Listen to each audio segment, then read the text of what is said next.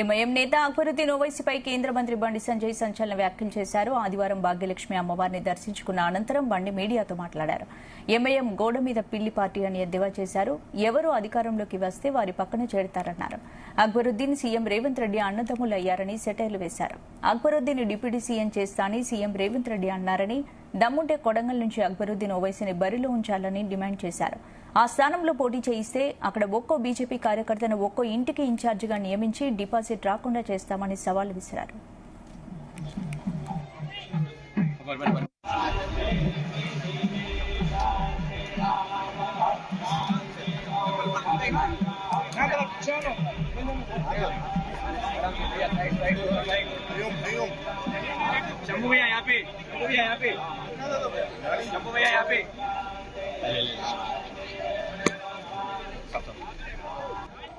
Sir एक minute hold करिए बस।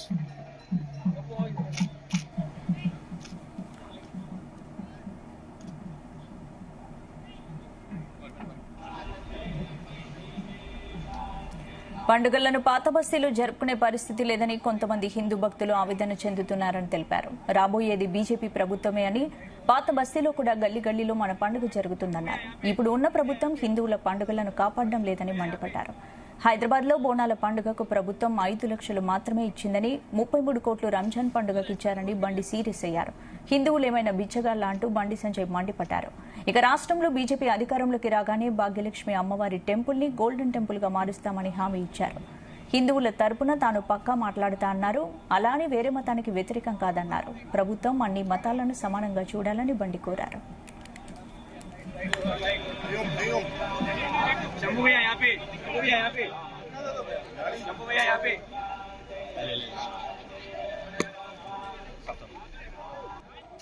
सर एक मिनट होल्ड करिए बस। ప్రభుత్వాలు మారుతున్నాయి, కానీ ఈ వివక్షత, ఈ సంతుష్టికర మాత్రం ఎక్కడ అవతలేదు. అలా బాత బస్తీలో బోనాల పండుగ నిర్వహించడానికి 24 దేవాలయాలు గమనించి ఒక దేవాలయ కమిటీ ఉంది.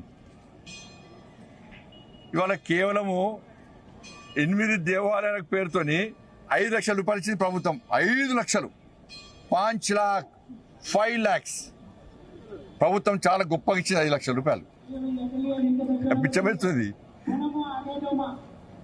ఇప్పుడు ప్రభుత్వం మారింది, కానీ హిందువులు అడుక్కునే పరిస్థితి ఇంకా ఉన్నది. హిందూ సమాజం ఆలోచించాలి.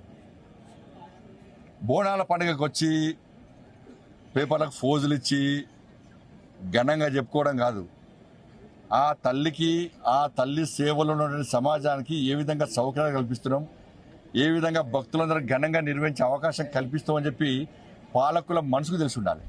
ఒకసారి ఆత్మవిమర్శ చేసుకోవాలి. 33 కోట్ల రూపాయలు రంజాన్కి ఇచ్చారు. అడిగినావా మేమన్నా? 33 కోట్ల రూపాయలు రంజాన్కి ఇచ్చారు మీరు. ఇవాళ 33 కోట్ల రూపాయలు. హైదరాబాద్ బోనాల పండుగ ఇచ్చింది 5 లక్షల రూపాయలు. 5 लाख 5 lakhs 33 crores వాళ్ళ రంజాన్కి ఇచ్చారు. వద్దలే, ఇచ్చుకోరి, ఇంకా 10 కోట్లు ఇచ్చుకోరి. హిందువులు ఏం పాపం చేసిన వాళ్ళ? తెలంగాణలో రంజాన్ పండుగ మాదిరినే గణేష్ ఉత్సవాలు జరుపుకుంటారు కదా, భవానీ ఉత్సవాలు జరుపుకుంటారు కదా, హనుమాన్ జయంతి ఉత్సవాలు జరుపుకుంటారు కదా, బోనాల పండుగ జరుపుకుంటారు కదా, శ్రీ వెంకటేశ్వర స్వామి ఉత్సవాలు జరుపుకుంటారు కదా, అనేక పండుగలు జరుపుకుంటారు కదా.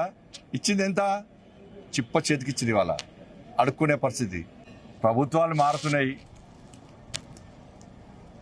కానీ ఈ వివక్షత, ఈ సంతుష్టికర మాత్రం ఎక్కడ అవతలేదు. అలా బాత బస్తీలో బోనాల పండుగ